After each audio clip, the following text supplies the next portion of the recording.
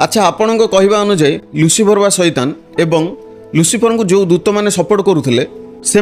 स्वर्गर विताड़ित करागला एवं आपण कहवा अनुजाई से मंद आत्मा अटंती तो से शैतान एवं मंद आत्मा माने वर्तमान केउठी अछंती देखो जिसाय पुस्तक तार 14 अध्याय को जब आम देखा क्लीयरली बाइबल आमको मेंशन करे जे लुसिफर स्वर्गर विताड़ित होइथिला। अब वर्तमान जदि आम देखा द्वितीय करंतिय तार 4 अध्याय 4 पदरे बाइबल आमको प्रकाश करे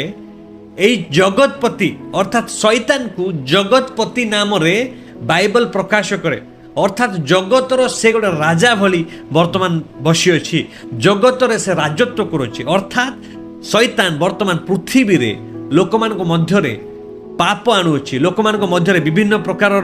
मंद विषय गुड़ाक आणुची लोक मान जीवन को नष्टभ्रष्ट करुच्ची पुणी मंद आत्मा माने मध्य एई पृथ्वी रे अछंती। पुणी आमे जदि देखिबा एफएससी पुस्तक तार 6 अध्याय 12 पदरे बाइबल आमको प्रकाश करे जे आकाश मंडल रे दुष्ट आत्मा माने बास करती कारण से पदरे लेखा अच्छी आंभ मानकर युद्ध मर्त्य विरुद्ध नुह किंतु आधिपत्य विरुद्ध कर्तापण विरुद्ध और आकाश मंडल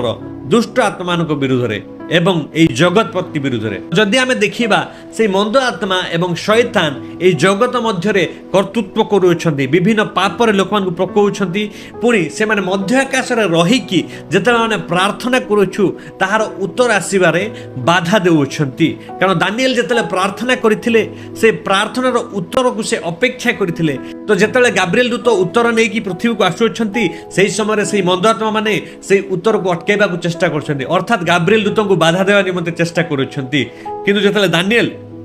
अविरत प्रार्थना कले से मुहूर्त ही से दूत बा गाब्रिएल दूत 21 दिन उत्तर आसिक पृथ्वी रे पहुंचले अर्थात से मंद आत्मा माने 21 दिन पर्यंत गाब्रिएल दूत को से मध्य आकाश रे अटकेकी रखिथिले। तो बाइबल अनुसार शैतान एवं मंद आत्मा माने पृथ्वी रे एवं आकाश मंडल रे राजत्व करुछंती।